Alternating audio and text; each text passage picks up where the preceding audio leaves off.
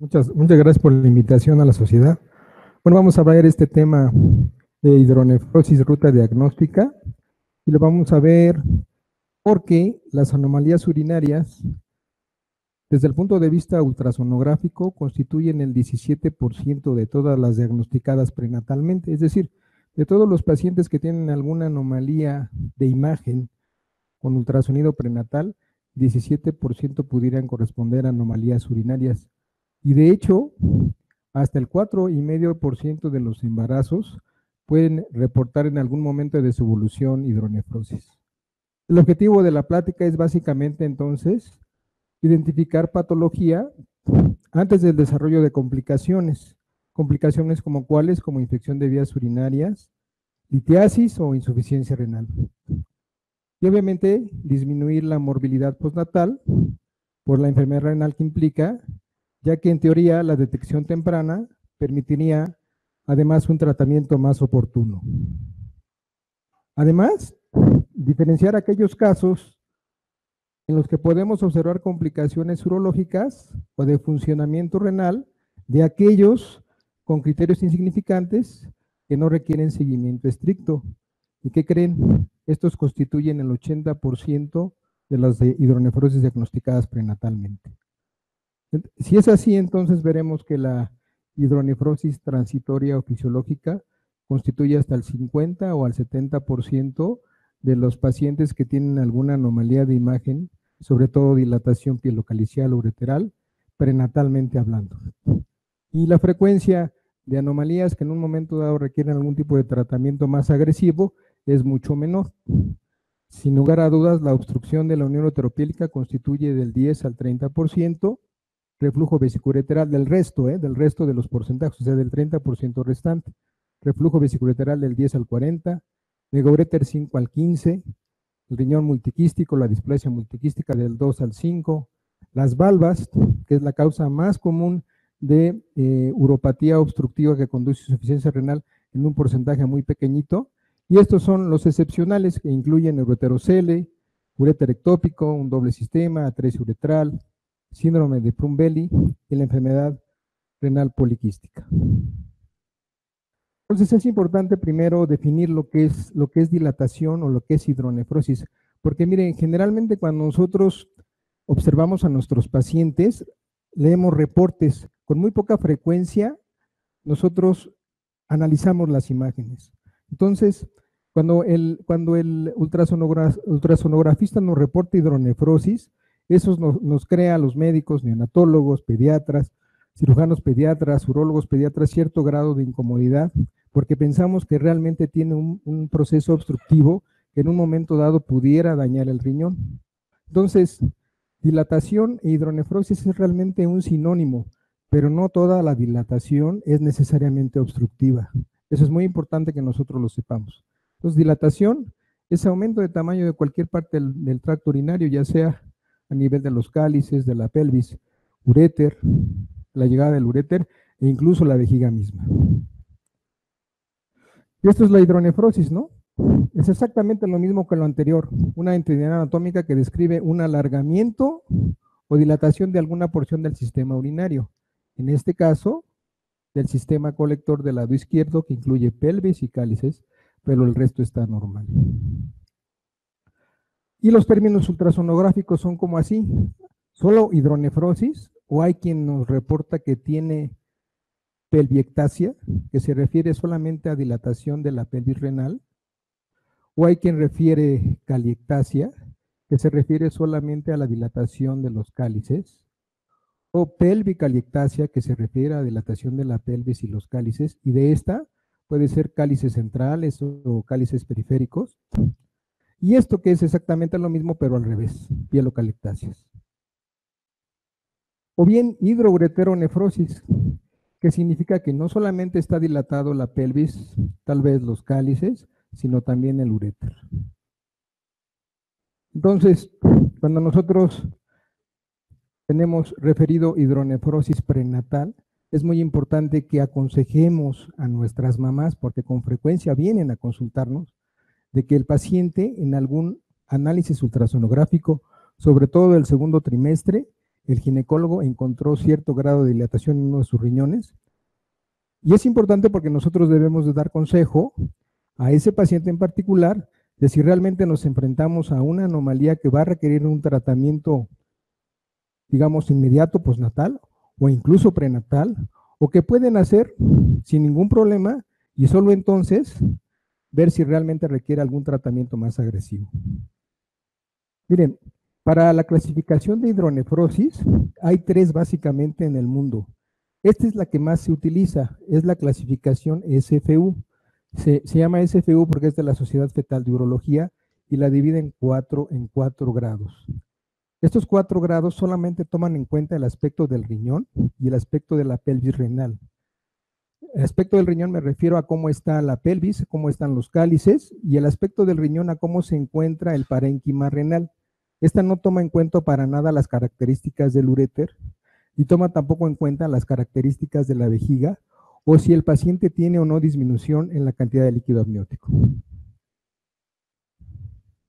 Y esta es la clasificación tradicional.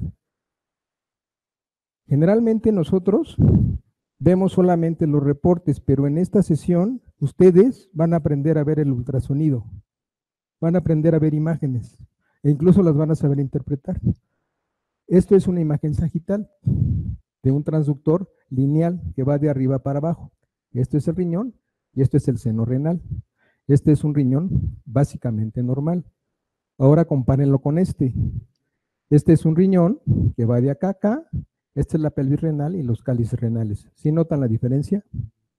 Este es un paciente que tiene un grado 1 o grado 0 y este es un paciente que tiene grado 4.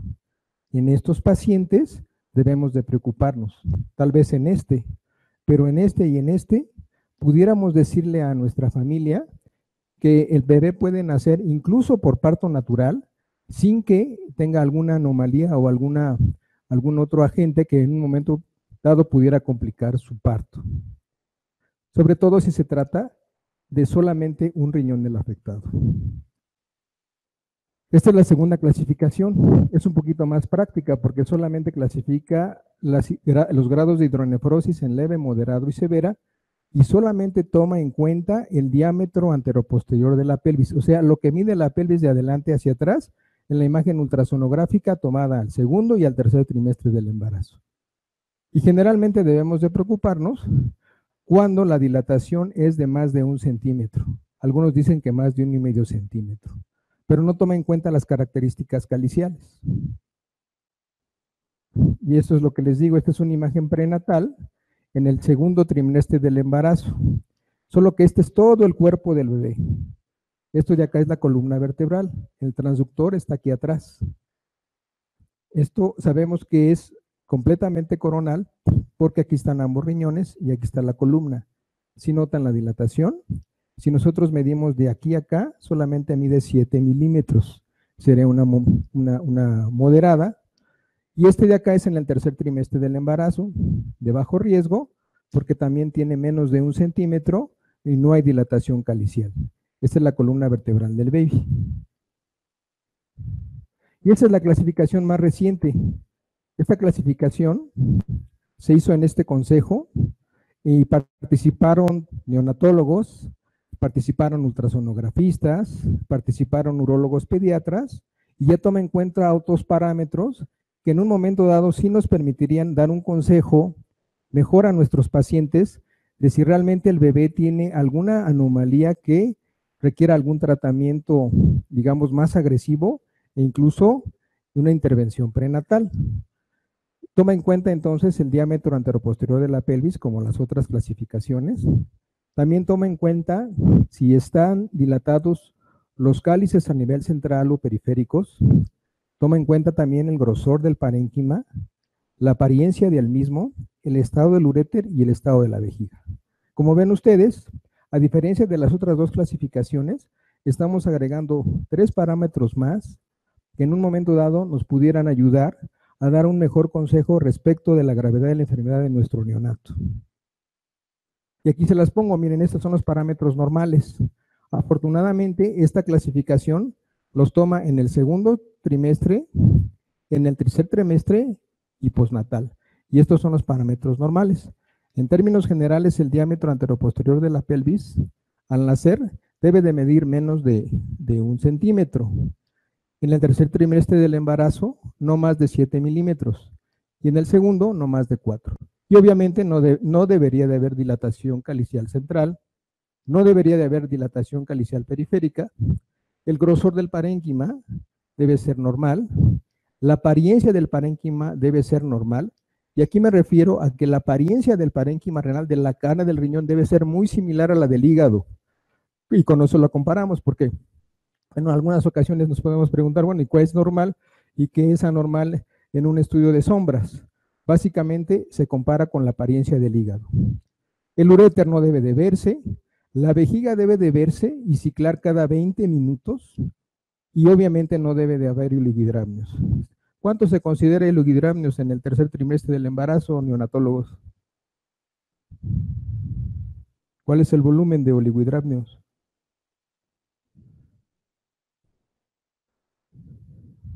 Bracho, menos de 50 milímetros. Bueno, entonces, aquí, de acuerdo a cómo se presente la dilatación, esta clasificación, de alguna manera, valga la redundancia, clasifica al paciente en de bajo riesgo o de alto riesgo. Alto riesgo, digamos, en el segundo trimestre del embarazo, cuando presenta dilatación calicial periférica, cuando el parénquima está adelgazado, cuando la apariencia del parénquima es anormal, cuando se ve el uréter, cuando la vejiga es anormal o cuando hay oligidramnios de causa urológica. Este paciente se clasifica como de alto riesgo y lo más probable es que requiera algún tipo de intervención postnatal inmediata o incluso prenatal. Y es así como vemos al bebé, miren, el transductor es como mi puño y el eje que emite es como mi mano. Entonces, voy a tomar aquí a la doctora. Si yo pongo el transductor de esta forma, el eje va a ser longitudinal. Si lo volteo, va a ser transversal. Y si lo muevo, va a ser oblicuo. Acuérdense que el ultrasonido solamente muestra un plano y de acuerdo a cómo yo lo oriente, el abanico que me va a dar. Y esto lo vamos a ver acá también más adelante. Entonces, al bebé lo podemos ver en un plano coronal, lo podemos ver en un plano longitudinal y lo podemos ver también en un plano transverso, dependiendo de cómo está acomodado en el seno materno. Por ejemplo, es un paciente que estamos viendo en un plano transverso y lo sé porque esta es la columna y la columna no deja pasar no deja pasar el sonido. Entonces, si ven ustedes, es una sombra acústica acá. Estas son las piernitas y miren, estos son los riñones. El riñón del lado izquierdo está dilatado, pero además tiene una burbuja abajo, lo cual me habla que además tiene dilatación del uréter. Si además movemos el transductor y lo vemos de manera vertical, podemos ver que el uréter está dilatado. Este paciente caería en un UTD 2 o 3 y sería sujeto a estudio postnatal mediato o inmediato dependiendo de las características del líquido amniótico. Este es otro ejemplo. Este es un acercamiento, como se ve el riñón izquierdo súper dilatado, la pelvis renal, los cálices centrales, el parénquima adelgazado. Esta es una toma sagital en donde este es el riñón, este es el uréter, si lo alcanzan a ver. Esta es la columna vertebral, acá están los pies y acá está la cabeza. Este paciente caería también en una clasificación 2 y lo oportuno sería decirle a la familia que va a requerir de un estudio formal para ver por qué está teniendo este grado de dilatación. Y este otro, me podría decir cómo está. En realidad el paciente está acostado de ladito. Aquí está el eje del ultrasonido, ¿sí lo ven? Aquí está el riñón del lado derecho y aquí está el riñón del lado izquierdo. ¿Sí lo ven? Están uno sobre el otro. En medio estarían los vasos. Tiene dilatación piélica y calicial más de este lado que del otro. ¿Sí lo ven? Perfecto. Y esta es una imagen muy característica de uropatía obstructiva. ¿Qué les recuerda? ¿A qué se asemeja esta imagen? Es como la entrada de una llave, ¿no? ¿Sí me explico? De las llaves esas antiguas. Esta es una imagen característica de valvas. Esta es la vejiga y esta es la uretra prostática dilatada. Se llama imagen encerradura o keyhole, que es como la llaman los gringos. Bueno, una vez que nuestro paciente pues ha llegado a nacido, sabemos que trae algún grado de hidronefrosis. Lo ideal es que nosotros hagamos una repetición del estudio ecográfico entre el segundo y el tercer día de vida. ¿Por qué no hacerlo de manera inmediata, neonatólogos? ¿Por qué no le piden a un paciente con hidronefrosis unilateral que se haga el ultrasonido luego que nace?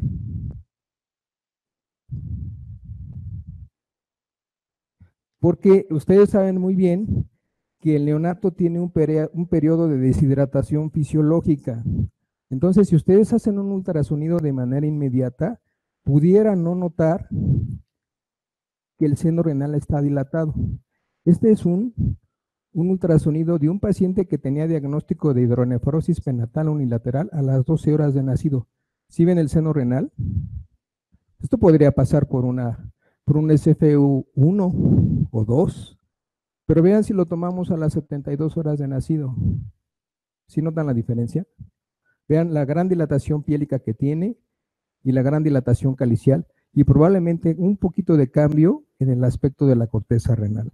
Por eso es importante en el paciente que tiene hidronefrosis unilateral con una cantidad de líquido amniótico normal, no psicotizarse y pedir el ultrasonido al menos pasadas 24 horas de nacido. O sea, no los pidan de inmediato porque no van a notar exactamente la gravedad de la enfermedad que el paciente tiene. Obviamente, si el paciente tiene una hidronefrosis bilateral severa, si además tiene dilatación ureteral o está la uretra prostática dilatada, esto que les comento no aplica. En esto sí había que hacer una ecografía durante el primer día de vida, porque si ustedes dejan evolucionar un paciente con obstrucción de uretra posterior, lo más probable es que se ponga mal. Puede convulsionar y tener una serie de cosas que evolucionan a insuficiencia renal, y si nosotros no hacemos un diagnóstico oportuno de ello, entonces el paciente se nos va a complicar. Solamente debemos de posponer la ecografía antes del día de vida si el paciente tiene hidronefrosis bilateral severa, si evidenciamos dilatación ureteral en los ultrasonidos prenatales, o bien si hay dilatación de uretra posterior. Estos son exactamente las clasificaciones UTD postnatales. Y vean, las clasifican bajo riesgo, riesgo intermedio y riesgo alto. El riesgo se refiere básicamente al paciente que va a requerir algún tipo de tratamiento intervencionista, llámese cirugía de mínima invasión o endoscópica, dependiendo del diagnóstico que tengamos. Y vean cómo en el de alto riesgo, además de la dilatación piélica, tenemos dilatación calicial periférica, un espesor anormal del parénquima, una apariencia anormal de la carnita del riñón, un uréter anormal y una vejiga también anormal. Ese es el paciente que generalmente va a requerir algún tipo de intervención. Y aquí les muestro unos ejemplos. Vean, este es el paciente que tiene en un sagital prenatal una gran hidronefrosis. Este es el postnatal, en donde además de la hidronefrosis, más bien dicho de la dilatación piélica y calicial, hay dilatación ureteral. Y este es el cistograma. Vean el grado de reflujo que tiene. Aquí está regresando la orina y vean qué grande está el riñón. Estos pacientes pues, obviamente van a requerir un tipo de intervención más inmediata que un paciente que no tuviera el alto riesgo del que comentamos. Este es otro ejemplo más. Este es también un ultrasonido transverso. Esta es la columna vertebral. Vean el riñón del lado derecho. Está súper dilatado en el postnatal mediato. Y después que hacemos una pielografía, el paciente tiene una obstrucción a nivel de la unión ureteropiélica, perdón, ureterovesical. Y este seguramente va a requerir algún tipo de tratamiento correctivo, a diferencia si tuviera un UTD 1, por ejemplo, que solamente tiene dilatación anteroposterior de la pelvis, pero todo lo demás es normal. O sea, no están dilatados los cálices, el espesor del parénquima es normal, la apariencia de la cana del riñón es normal, no se ve el uréter y la vejiga se ve bien. Y aquí es un comparativo de las dos clasificaciones que más se utilizan actualmente. Este comparativo compara la clasificación SFU de los 4 grados contra los 3 grados o los 3 grados de riesgo de la UTD. Y más o menos cuando son P3 o de 3 a 4, podemos decir que hasta el 50% de las pacientes requieren algún tipo de tratamiento intervencionista. Esto nos sirve a nosotros para aconsejar a nuestras mamás. Y bueno, les prometí que íbamos a aprender a leer el ultrasonido y pues esto es como nosotros vemos el ultrasonido. Vean, este es el transductor que emite un cono así. Lo estamos poniendo de manera vertical y se ve el riñón de arriba para abajo. Así es como se ve esquemáticamente.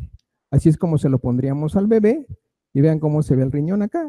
El riñón tiene forma de riñón, como si fuera un frijolito, y el seno renal es este, que se debe de ver normal, y la apariencia del parénquima debe ser muy similar a la del hígado, ¿sí lo ven?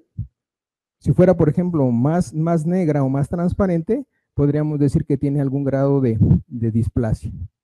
Si movemos un poquito el transductor, entonces podremos ver el riñón, digamos, oblicuo, como en este caso.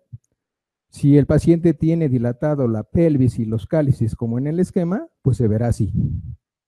¿De acuerdo? El riñón va de acá a acá, y esta es la corteza renal. Un poquito más oblicuo, entonces veremos el riñón como acá. En este caso el paciente tiene dilatación de la pelvis renal, tiene dilatación de los cálices y tiene dilatación ureteral. Y entonces la imagen ultrasonográfica se vería como acá. Y si lo volteamos, entonces vamos a rebanar el riñón de manera transversa. Entonces la imagen que nos da es como si fuera de una herradura. ¿Sí lo ven? O sea, es una herradura porque lo estamos cortando de esta manera, de manera transversal. Y este es un riñón completamente normal. Este es el seno renal, el parénquima renal se ve normal. Y en términos generales, no hay dilatación de lo que es el sistema pielocalicial. Si lo volteamos un poco más, dependiendo de cómo queramos, podemos ver hacia el polo superior o hacia el polo inferior, y en este caso en particular, hay cierta dilatación de los cálices periféricos, dilatación piélica, y este es un cáliz accesorio, que obviamente se debe de comunicar a la pelvis, pero de acuerdo a cómo hagamos el barrido, podremos decir a qué nivel estamos a nivel renal. Y entonces, le podemos dar a clic acá. Este video les va a servir a ustedes para aprender a ver sus ultrasonidos. ¿Podemos dar sonido? Para realizar el examen ecográfico del riñón se utiliza el transductor de matriz en fase o curvo. Debe evaluarse en 2 planos. El transductor se coloca en una posición de eje largo sobre la línea media axilar derecha en el margen costal.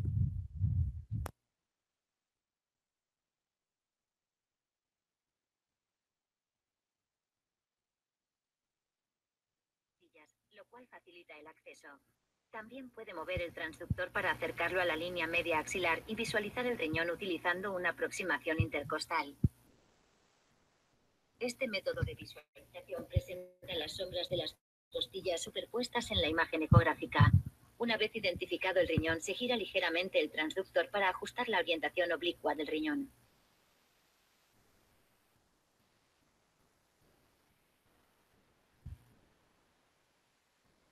El transductor se arrastra de delante hacia atrás para mostrar la imagen del parénquima renal, que se muestra hipoecoico comparado con el hígado. Las pirámides renales tienen forma triangular y más oscura que la corteza renal. La pelvis renal aparece a medida que el brillo hiperecoico repercute en el riñón. Para obtener una vista del eje transversal, gira el transductor 90 grados desde la posición del eje largo. El riñón se muestra como una estructura circular en forma de herradura a nivel de la pelvis renal. Para examinar el riñón completo, arrastre el transductor entre los polos inferior a superior.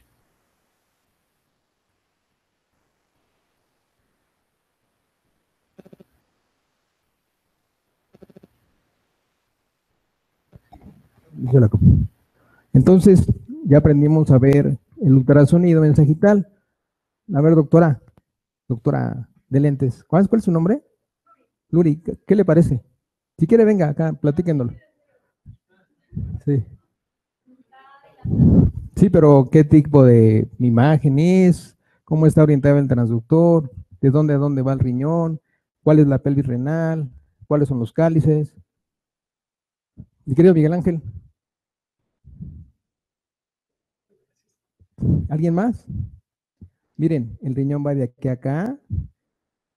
Esta es la pelvis renal y estos son los cálices y este es el parénquima renal. ¿Qué grado le dan? Grado 4, ¿va? Este paciente seguramente va a requerir de algún tipo de intervención. Ya sabemos ver nuestros ultrasonidos, ya no nos vamos a guiar por los puros reportes. Este es otro caso. Este es una sagital también. El riñón va de aquí hasta acá. Aquí está el cono del ultrasonido. ¿Y qué le notan? ¿Qué le notan a este riñón? El polo superior, miren. Tiene una gran burbuja en el polo superior y el parénquima renal inferior está normal. Pero además, cuando bajamos el transductor a la vejiga, que por cierto no está muy llena, detrás de la misma se ve esta estructura tubular que es el uretero bastante dilatado. En este caso se trata de un paciente que tiene un uréter ectópico o probablemente un ureterocele. Y este otro caso, también este es el sagital, el riñón va de aquí hasta acá. Esta parte superior está bastante dilatada, la parte inferior también lo está, pero no tanto. Y si bajamos el transductor a la vejiga, ¿qué le notan? ¿Y qué más? ¿Qué hay dentro de la vejiga? ¿No les llama la atención? Esta es la vejiga completa, ¿no? ¿No les llama la atención esta estructura? Sí, es un ureterocele. Es muy importante que cuando solicitemos nuestros ultrasonidos, pidamos al ultrasonografista que nos haga ultrasonido de tracto urinario. No pidan solamente ultrasonido renal, porque si piden ultrasonido renal, nada más les van a hacer renal y van a perder estas imágenes. ¿De acuerdo? Obviamente, si tenemos estas imágenes, ya en el periodo postnatal, pues tendríamos que hacer otros estudios para confirmar o descartar que efectivamente el paciente tiene alguna anomalía susceptible de algún tratamiento más agresivo. Si el paciente tiene un SFU 3 o 4, si tiene una hidronefrosis importante, o si tiene hidroureter, es decir, un UTD P2 o P3, o si tiene infección de vías urinarias, el cistograma hay que practicarlo. Y como en este caso, tiene un reflujo vesicoureteral bien importante e incluso reflujo intrarrenal. Y obviamente, si se trata de un paciente con hidronefrosis y cistograma normal, tendríamos que evaluar cuánto tiempo tarda en eliminar la orina de la parte hidronefrótica hacia el resto del tracto urinario. Y para eso utilizamos los estudios gamagráficos. Estos estudios gamagráficos, además de medirnos el tiempo que tarda en pasar la orina de una parte dilatada a una no tanto, nos dan un porcentaje de la función renal y nos pueden confirmar o descartar obstrucción. Y también nos sirven para seguimiento de hidronefrosis. Y estas son las curvas normales. Cuando nosotros pedimos un gamagrama y nos mandan las imágenes, nunca las vemos, porque no sabemos interpretarlas, pero es muy fácil. La primera parte de la curva se refiere solamente a la cantidad de sangre que le llega al riñón. La segunda parte de la curva es cómo lo maneja el riñón. Y la tercera parte de la curva es cómo excreta la orina. Si tenemos una curva como esta, en donde le llega buena cantidad de sangre al riñón, la concentra bien y la elimina, diremos que es una curva normal. Y una curva francamente obstructiva es como estas, porque está afectando la función renal. Vean ustedes cómo la curva respecto de una normal está más caída, y además, en la parte de excreción, no baja la curva, sino incluso asciende. No hay duda de que tiene un problema de tipo obstructivo. Y es aquí como lo veríamos. Los gamagramas casi siempre los vemos posteriores, es decir, el paciente está volteado viendo hacia la pared. Esto sería el riñón del lado derecho y esto sería el riñón del lado izquierdo. Y esto funciona como una computadora, porque básicamente lo que hace el lector es captar la cantidad de radioactividad que emite cada unidad renal y luego la grafica así en unidad de tiempo. Este gamagrama dura habitualmente 30 minutos. Si ustedes ven la pura imagen, ¿qué les llama la atención? Y luego si la traslapan a la curva.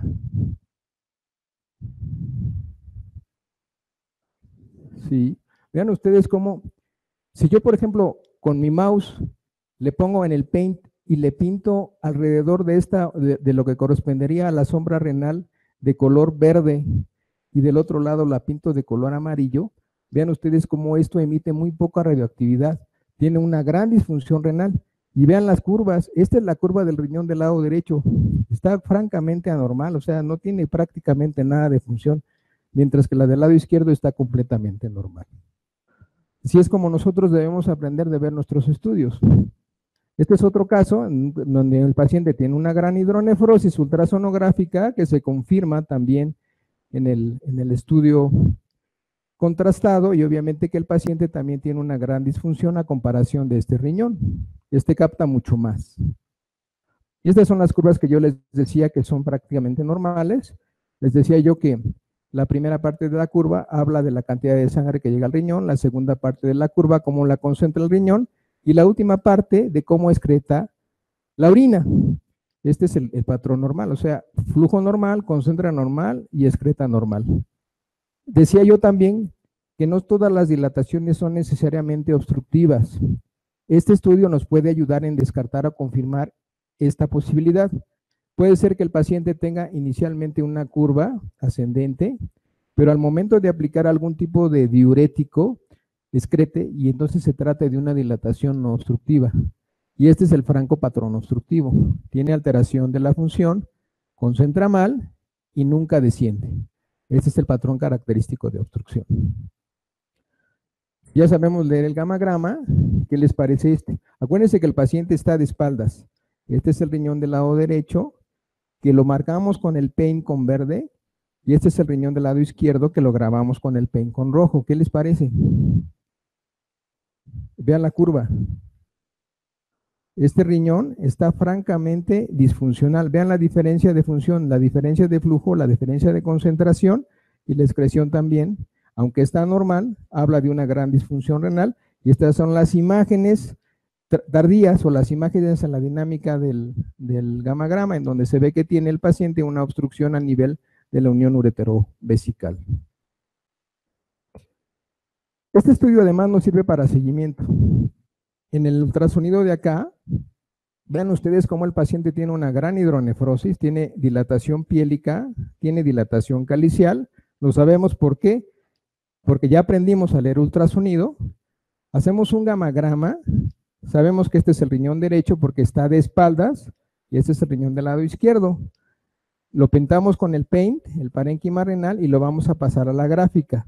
Vean ustedes cómo el verde tiene una curva francamente ascendente, una curva francamente obstructiva, mientras que el rojo, que es el del otro lado, el del lado izquierdo, está completamente normal.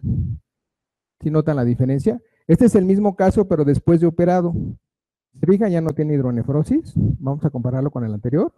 Ya no tiene hidronefrosis, ya no están dilatados las pelvis, un poquito dilatados los cálices. Y este es el gamagrama de seguimiento. Igual pintamos el riñón del lado derecho que estaba enfermo con verde, pintamos el del lado izquierdo con rojo y lo graficamos. Vean ustedes cómo la curva del normal, que era este, sigue estando normal, pero del enfermo sigue estando ascendente. Uno puede pensar, esta curva es francamente obstructiva y este paciente hay que reoperarlo, pero sin embargo ya no hay hidronefrosis. ¿Qué harían?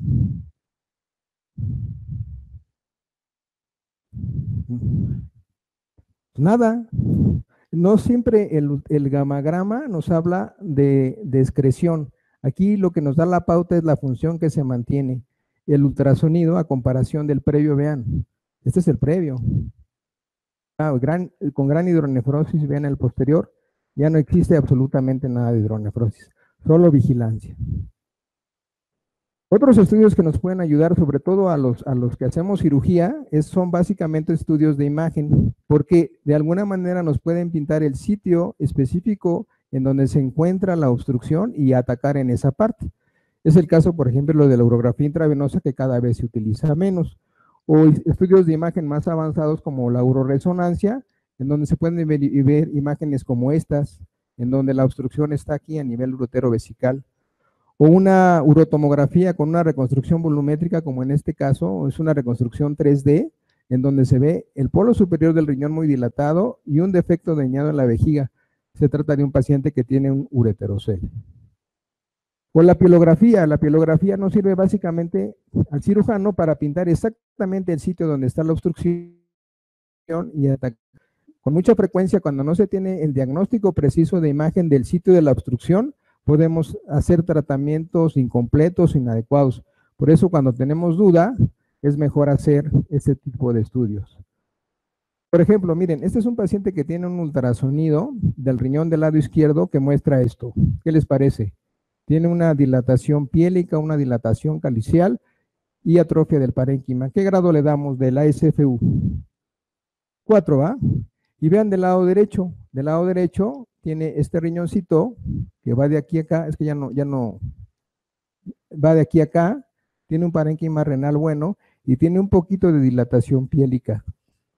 Pero a comparación de esta, pues hay alguna gran diferencia. Este pudiera ser dudoso, este no hay duda de que tiene cierto grado de obstrucción.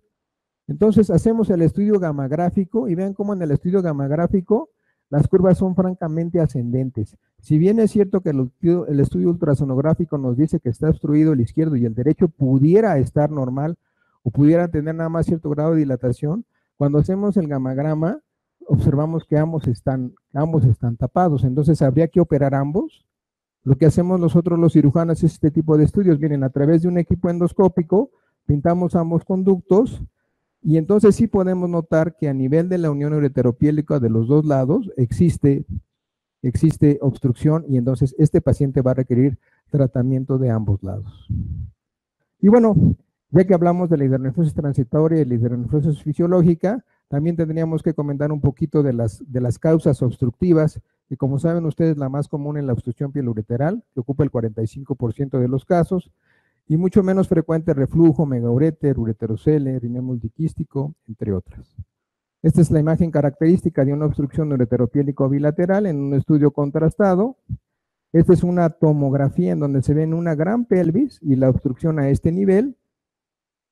Y lo que hacemos básicamente es quitar este sitio obstruido, espatular el uréter y volver a pegar la pelvis renal al uréter. Y obviamente quitar el excedente de pelvis renal para que en el postoperatorio, en el seguimiento, no parezca que no le hayamos hecho algo, porque si dejamos una pelvis muy redundante, los ultrasonidos posteriores en un momento dado nos pudieran confundir y pensar que efectivamente el paciente tiene una nueva obstrucción. Esta es una imagen de una obstrucción ureteropiélica por un vaso que va de la arteria aorta hacia el polo renal y lo está oprimiendo. Este tipo de casos habitualmente los tratamos por la laparoscopia, le damos o la cirugía moderna es por la laparoscopia. Y este tipo de abordaje es a través del mesenterio del colon. Vean ustedes la gran bolsa hidronefrótica que tiene el paciente, si lo alcanzan a ver. Eso que ven ahí es el uréter, ya no sirve ¿No tienes otro? No. Sí. Ese es el uréter distal. Esto que ven ustedes acá es el vaso que está pasando arriba del uréter.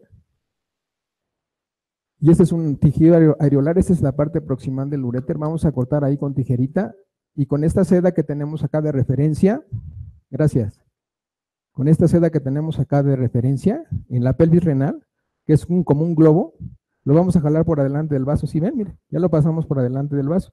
Y ya una vez pasado por adelante del vaso, vamos a pegar esta parte proximal por arriba del vaso para aliviar la obstrucción.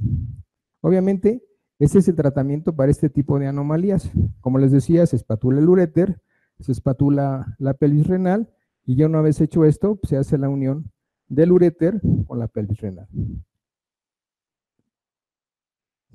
El reflujo vesicoureteral, que es algo que ustedes manejan muy bien y que depende del grado, es el tratamiento que se le da, depende de si es un reflujo primario, un reflujo secundario, pero que también es causa importante de hidronefrosis.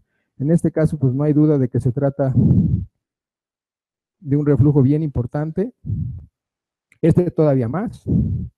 Este podría ser un grado 4 y ese tal vez un grado 5 y seguramente pudiera ser de origen secundario. A lo mejor tiene alguna anomalía de vaciamiento. El megaureter también es causa de dilatación ureteral y básicamente lo clasificamos en estos tres tipos, primario y secundario, y puede ser obstructivo, refluyente, obstructivo y no refluyente. como en estos casos, que es un megauréter obstructivo. Vean la gran dilatación que existe acá, la obstrucción está aquí abajo. Este es otro caso, la obstrucción está aquí abajo. Y esta es la cuarta variante que se refiere al megauréter obstructivo y refluyente. Miren, este es un cistograma en donde ya se llenó la vejiga. Después se le pide al paciente que orine, vacía completamente su vejiga, y no sé si notan ustedes que después de vaciar la vejiga, se queda media de contraste aún en el uréter, sobre todo el lado derecho. Este paciente tiene megauréter obstructivo refluyente. Si solamente hiciéramos un reimplante, digamos un reimplante en Leach tradicional, sin desinsertar el uréter y no tratamos la obstrucción, lo más probable es que este paciente le vaya muy mal. Entonces, lo que hacemos actualmente, le damos clic acá, es también por la laparoscopia, incidimos verticalmente la obstrucción. Luego de incidir verticalmente la obstrucción, exactamente en la unión uretero-vesical, pasamos un catéter, si lo ven por acá, cortamos totalmente el sitio de la obstrucción, y luego para hacer más ancha la luz del uréter, lo que vamos a hacer es pegar la pared anterior del uréter con la mucosa vesical de manera transversa, y de esta manera aliviamos la obstrucción sin desinsertar completamente el uréter. Y una vez hecho esto, como que se nos muestra en la imagen, se implanta nuevamente el uréter sobre el lecho que es la mucosa vesical. Es otra causa también de megauréter, en este caso un ureterocele. A veces el ureterocele se acompaña de doble sistema colector y uno de los polos renales incluso puede llegar a estar displásico.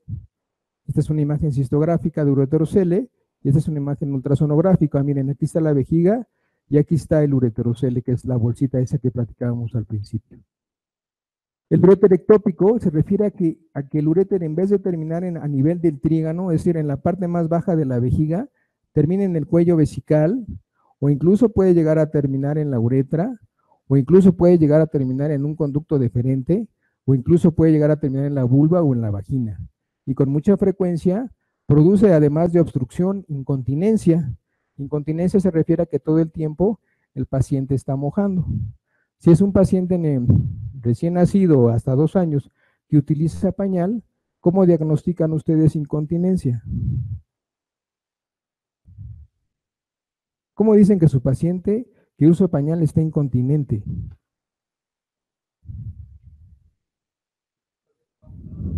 Claro. Y el paciente que usa pañal no todo el tiempo está mojado, se moja cada 3, 4 horas ciertamente, ¿no?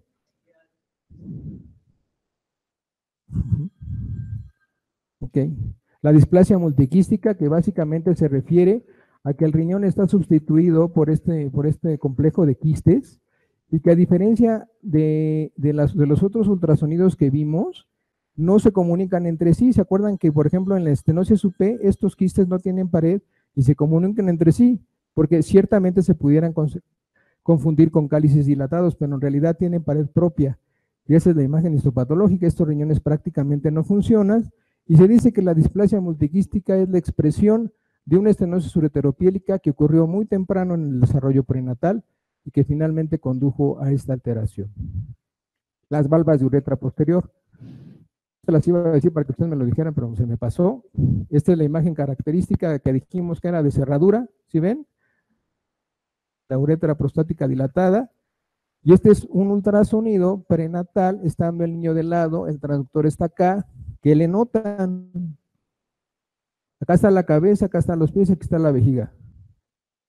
Riñón derecho bien dilatado, riñón izquierdo bien dilatado, uréteres bien dilatados. A este paciente le harían el ultrasonido postnatal, ¿en qué tiempo?